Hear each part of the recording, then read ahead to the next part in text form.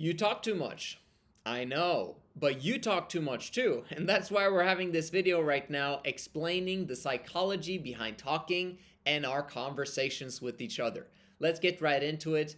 Let's understand first the foundation of psychology. Every single human being on this planet and that has ever lived before us wanted to feel important. It is our biggest desire as individuals. We have thoughts all day long, and because we have a lot of them, we want to share with other people. Our thoughts need to be shared. And if our thoughts are being given to someone else and they're not being given emphasis, meaning they don't matter a lot, we then will feel non-important. In this day and age, when relationships are going sour and we're becoming more and more people and everyone is clamoring for attention, what do you think is going to happen to each and every one of us? We're going to feel starved from a perspective of not feeling important.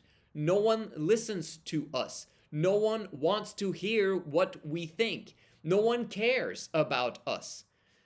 That's not really a good way for our society to move forward, is it? So the key to understanding the purpose of life and the purpose of society is recognizing that, holy crap, we just need to help each other feel important, and that is what will create utopia. That is correct. How do we go about doing that when there's 8 billion people trying to feel important all at the same time? It has everything to do with prioritization. How do we prioritize the most important people in our lives, and how do we deprioritize people that are just clamoring for attention from us and desire to get our listening ears?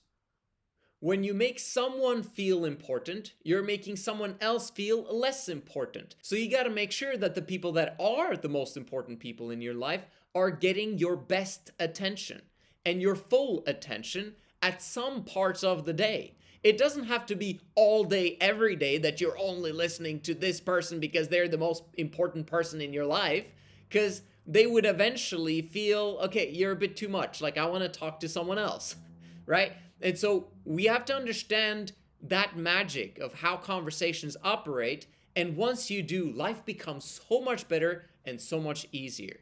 So let's understand the problems that come about from you as an individual feeling right now currently not important. What are you going to do? Well, you're going to seek someone's attention real quick, and you're going to try to communicate with them, but most importantly, you're going to communicate your thoughts and your ideas. And what are you going to do? You're going to be talking. Realize that every single time that you open your mouth without permission, you are literally punishing someone else. And that punishment is incremental. Someone might give you a lending ear for 2, 3, 4, 5 seconds, but any seconds after that, if they haven't given you permission to talk, you are now punishing them. You are literally causing them to go inside of their heads and thinking, oh my gosh, like, how long do I have to listen to this person? What they're saying to me right now is irrelevant, has nothing to do with me, nor my goals, or where I'm going, or what I'm doing today. They're a pain to listen to right now, and I wish that I could just find a way to excuse myself to go in a different direction. If everyone who talked too much understood this, life would be much better for all of us. Because this is one of the biggest problems on planet Earth, is people yapping continuously about things that are not relevant for the person that is listening to it. So how do we know if we're punishing people or actually rewarding someone when we're talking? Questions are the answers. If you're asking the right questions to the right person, they will now be willing to listen to you because you are there helping them towards getting their goals met. And remember, their biggest goal that they're trying to achieve is them feeling important. So don't think that actually having conversations with people is punishing people. You can turn that thing around real quick if you're willing to talk to them about things that matter to them instead of things that matter to you. This is the big game changer, and once you solve it in your life and in your conversations, everything changes. You suddenly realize that people want to spend time with you. People want to listen to you. People want to be in your vicinity. There are two different types of conversations. You've got masculine conversations and you've got feminine conversations. Masculine conversations are completely and utterly solution oriented. You might have two masculine men who are talking about something completely random that is not solution oriented, and that would be somewhat feminine of a conversation, and there's nothing wrong with that. We're all a mix of masculinity and femininity, but you got to understand that talking about something that it does not lead to a solution and onward progression is feminine in and of itself. In feminine conversations, if they both are enjoying the conversation, everything is relevant. There is no prioritized hierarchy. They're just going to be yapping, which is fantastic. But for now, I want to focus on the solution-oriented prioritization type of conversations because that's the thing that's the most relevant here. These conversations will depend upon who is the expert in the conversation. Both people are going to have some insights and understanding about the topic, obviously, but there's going to be a power dynamic in the relationship where the person that understands the most about the subject obviously should be listened to more than the other person that doesn't. Unless there is needed insight and questions being asked by the expert to find out all of the information that is necessary for him to give his proper judgment. So if we understand who is the expert in the conversation, this is how we would rank the prioritization of these conversations. Let's say the other person is the expert. If you are talking and it is irrelevant to that person, the expert, then you are punishing them. And it's also a lose-lose for both of you because you're trying to find a solution and he's the one that's got all the answers and you're the one yapping. That's going to be a problem because he's not going to be able to help, and he also could be potentially helping someone else and you're taking up his time with you yapping about something that is completely irrelevant to finding a solution to the problem.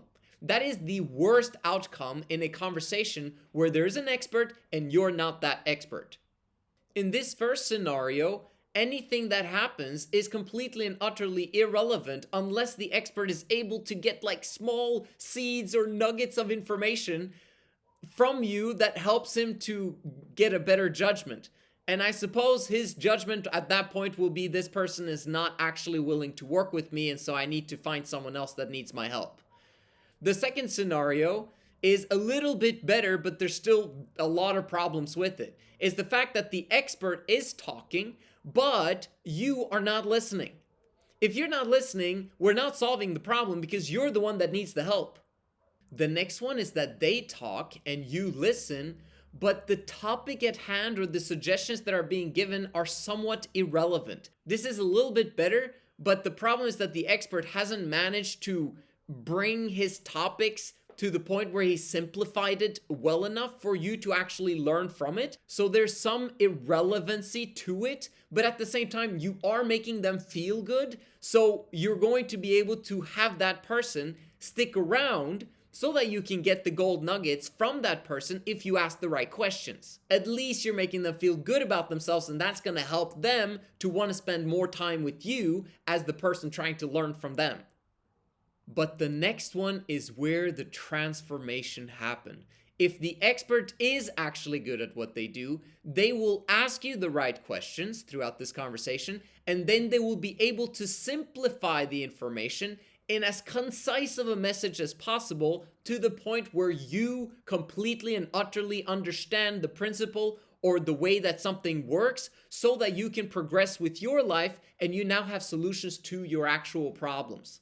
This is where they talk and you listen, and there's a massive transformation taking place. Now, if you're the expert, you simply have to reverse it. If you talk too much but they're not listening, then anything that you say will be completely and utterly irrelevant. If they're talking, but it's not relevant to you actually solving their problem, again, the conversation is irrelevant. We have to deprioritize it in our lives. But if you're asking the questions and they talk and you listen, you can get tons of nuggets from this that you can use to figure out your concise message so that you can actually bless their lives in the last part, which is the transformational aspect of things, where you can now talk concisely and with permission, and they are absolutely soaking it all in because it is the solution to all of their problems.